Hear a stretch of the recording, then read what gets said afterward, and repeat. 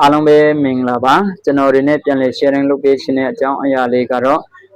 Facebook page မှာပေါ့နော် auto reply ပြန်တဲ့နည်းကိုပေါ့နော် auto စာပြန်တဲ့နည်းကိုဘယ်လိုလုပ်ရတယ်လဲဆိုတာဒီနည်းလမ်းလေးကိုပေါ့နော်ကျွန်တော်ပြန်ပြီးတော့မှ sharing လုပ်ပေးသွားပါမယ်အဲဆိုတော့ကျွန်တော်ရဲ့မိတ်ဆွေကပေါ့နော်ကိုယ့်ရဲ့ Facebook page မှာပေါ့နော်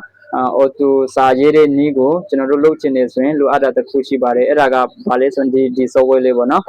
်အဲဆိုတော့ကျွန်တော်တို့ကအရင်ဆုံးဒီ software လေးကို Play Store မှာအခမဲ့download လုပ်ရတယ်ပေါ့နော် Play Store မှာအခမဲ့download မယ်download ပြီးတာနဲ့ကျွန်တော်ဘာလုပ်ရမလဲဆိုရင်ဒီ software တွေကိုကျွန်တော်တို့ရဲ့ Facebook account ကို login ဝင်ပေးရမယ်ပေါ့နော် page ကိုမဟုတ်ဘူးနော် admin account ကို login ဝင်ပေးရမယ်နော် admin account ကို login ဝင်လိုက်တာနဲ့ page လေးကိုတိုင်းပြီးတော့မှရောက်သွားမယ်ပေါ့နော်ဆိုတော့အဲ့ဒီနည်းကိုတော့ကျွန်တော် share video မှာကျွန်တော်ပြထားပေးတယ်ပေါ့နော် login ဝင်တဲ့နည်းရယ်ဒီ page ကိုအဝင်အထွက်လုပ်တဲ့နည်းရယ်ပေါ့နော်ကျွန်တော် share video မှာကျွန်တော်တင်ထားပေးတာရှိပါတယ်ကဲဆိုတော့ကျွန်တော်တို့ကပေါ့နော်အဲ့ဒီ meta business ဆိုတဲ့ဒီ software တွေကိုအရင်ဆုံးဝင်လိုက်ပေါ့နော်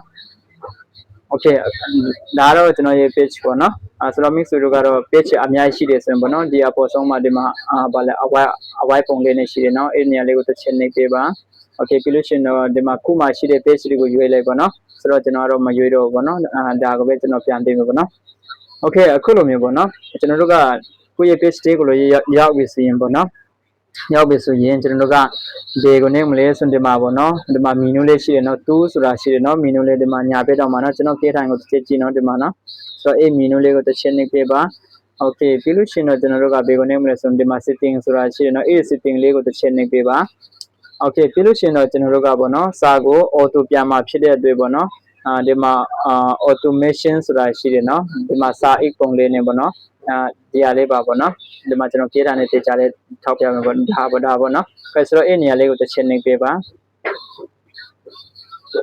okay ပြီးလို့ရှိရင်တော့ကျွန်တော်တို့ကဒီနေရာနဲ့မလဲဆိုဒီအပေါ်ဆုံးကတစ်ခုကိုနှိပ်မယ်ပေါ့နော်အပေါ်ဆုံးကတစ်ခုကိုနှိပ်ပေးပါဒီမှာ instant reply ဆိုပေါ့နော်အဲ့နေရာလေးတစ်ချက်နှိပ်ပေးပါ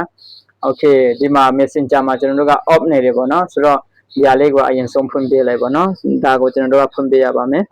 okay ဒါကိုလေးဖွင့်လိုက်ပြီဆိုရင်ကျွန်တော်တို့ကထပ်ပြီးတော့ဘေကိုနေမလဲဆိုဒီမှာပေါ့နော်ဒါတော့ဒါ Facebook ကနေပြီးတော့မှ auto ပေးထားတာပေါ့နော်ဆိုတော့ကျွန်တော်တို့ကဒါကိုမကြိုက်ဘူးနော်ဆိုတော့ကျွန်တော်တို့ကအဲ့ဒီမှာကေးတန်လေးရှိတယ်နော်အဲ့နေရာလေးကိုတစ်ချက်နှိပ်ပေးပါ okay ဆိုတော့ကျွန်တော်တို့ကဒါကိုဒီလေးလုပ်လိုက်မယ်ပေါ့နော် okay ဒီနေရာမှာကျွန်တော်တို့ကဗာရေးပြရမလဲဆိုတော့เนาะခုကိုဒါ Messenger မှာစကားလာပြောတဲ့လူကိုပေါ့เนาะကျွန်တော်တို့က auto စာပြန်တာဆိုတော့အဆင်ပြေတာလေးရေးလိုက်ပေါ့เนาะကျွန်တော်ကတော့ဒီမှာစမ်းလုပ်ခဲ့ရဖြစ်တဲ့အတွက်ဗာရေးမလဲဆိုဒီမှာမင်္ဂလာပါလို့ပဲကျွန်တော်ရေးလိုက်နေပေါ့เนาะမင်္ဂလာပါ okay ဒီလိုလေးရေးလိုက်တာနေပေါ့เนาะကျွန်တော်တို့ကဗာလုပ်ပြရမလဲဆိုပေါ့เนาะဒီစာတော့အများကြီးရေးရမှာပေါ့เนาะဒါပေမဲ့ဒီနေရာမှာကျွန်တော်တို့ကpage ရဲ့sorry Facebook account ရဲ့နာမည်ကိုပေါ့နော်ကျွန်တော်တို့ကထည့်ခြင်းပေးတယ်ဆိုရင်ပေါ့နော်ဒီနေရာမှာထည့်ပေးရမယ်မင်္ဂလာပ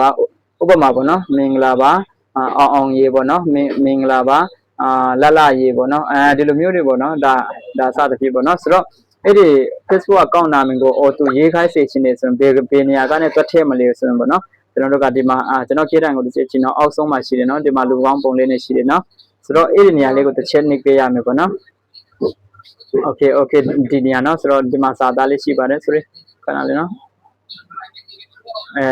်ဒီစာသားလေးကိုတစ်ချက်နှိပ်ပေးပါ okay ဆိုတော့ဒီနေရာမှာရွေးပေးရမယ်ပေါ့နော်ရှေ့ကနာမည်ဘေးရွေးစေချင်နေဆိုရင်တော့ဒါပေါ့နော်နောက်ကနာမည်ဘေးရွေးစေချင်တော့ဒါပေါ့နော်နာမည်အပြည့်အစုံပဲခေါ်စေချင်နေဆိုရင်တော့ဒါပေါ့နော်အဲဆိုတော့ကျွန်တော်ကတော့နာမည်အပြည့်အစုံကိုပဲကျွန်တော်ရွေးလိုက်တယ်ပေါ့နော် okay ပြီးလို့ရှိရင်တော့ကျွန်တော်တို့ကပေါ့နော်ဒီမှာအပေါ်ဆုံးမှာ S ဆိုတာရှိတယ်နော်ဒီမှာကျွန်တော်ကြေးတိုင်းကိုကျွန်တော်အဲ့နေရာလေးကိုတစ်ချက်နှိပ်ပေးပါ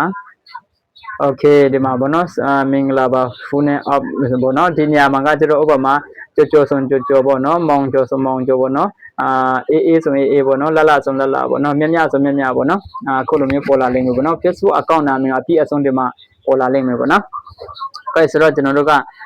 မင်္ဂလာပါမောင်ရေးဘောနော်မရေးဘောဒီလိုမျိုးဘောနော်ဒါစသဖြင့်ဘောနော်ကျွန်တော်ကတော့အစမ်းရေးပေးမှာဘောနော်အောင်ရေးခုလိုမျိုးရေးထားတယ်ပေါ့နော်စလုံးအရေးသူကဘယ်လောက်စံဒီမှာ900အထိရေးလို့ရတယ်ပေါ့နော်အခုကျွန်တော်မှတော့100ကျော်ပဲရှိသေးတယ်ပေါ့နော်ဒါပေမဲ့ဖုန်းတစ်လုံးနဲ့တစ်လုံးတော့မတူဘူးပေါ့နော်ဒါစလုံးအရေးသူတော့ဒါပါချနိုင်တယ်ပေါ့နော်โอเคဒါတော့ mix ဆိုတော့ mix ဆိုတော့ဆင်ပြေတယ်လို့ရေးပေါ့နော်ဒါကျွန်တော်ကတော့အစမ်းပေးပြပေးတာပေါ့နော်โอเคပြီးလို့ရှိရင်တော့ကျွန်တော်တို့ကပေးကနေမလဲဆိုဒီမှာအပေါ်မှာ save ဆိုတာရှိနော်အဲ့ဒီ save ဆိုတဲ့ဒီညာလေးကိုတစ်ချက်နှိပ်ပေးပါ Okay ပြီးလို့ရှိရင်တော့ကျွန်တော်တို့ကဒီမှာ save ဆိုတဲ့ဒီနေရာလေးကိုပဲထပ်ပြီးတော့မှနှိပ်ပေးပါပေါ့နော် Okay ဒါကတော့လုံးဝဒါ